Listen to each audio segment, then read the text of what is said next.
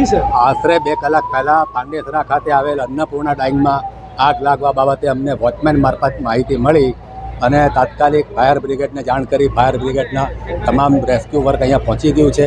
આગ બુઝાવવાની કામગીરી ખૂબ ઝડપથી ચાલે છે.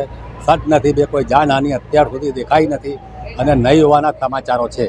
સર, આગ લાગવાનું કારણ શું બતાવવાનું? આગ લાગવાનું કારણ બહુ ચોક્કસ માહિતી અત્યારે કંઈ અમારથી સાંપડતી નથી, પણ જ્યાં સુધી અમને સમજ પડે છે ત્યાં સુધી કોઈ શોર્ટ સર્કિટ આવી શકે અંદર અથવા તો ઓવર હીટિંગ હોય એવું લાગે છે, પણ અત્યારે કોઈ ચોક્કસ માહિતી અમારી પાસે નથી.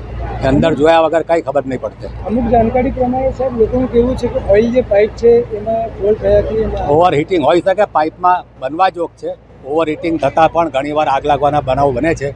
ઓઇલ ક્યાંય લીકેજ થઈને નીચે પડ્યો હોય અને કોઈ પણ કાપડના સંપર્કમાં આવે તો આગ લાગવાના પ્રયત્નો થાય છે, પણ હજુ સુધી ચોક્કસ એ બાબતે માહિતી નથી. કોઈ કારીગરને દાઝવાની ના, કોઈ કારીગરને ઇન્જરી એવી નથી દાઝવા માટે. ભાગદોડમાં કોઈ સામાન્ય કોઈને પગમાં ઈજા થયેલી હોય પણ એકદમ સામાન્ય છે, એ તો ઘરે જતા રહ્યા છે. આશરે કેટલી દમકલની ગાડીઓ આવીને અહીંયા લગભગ 15 ગાડીઓ અહીંયા કામ પર ચાલે છે અને બીજી ગાડીઓ પણ આવે છે. પલસાણાની સચિનની પણ ગાડીઓ અહીંયા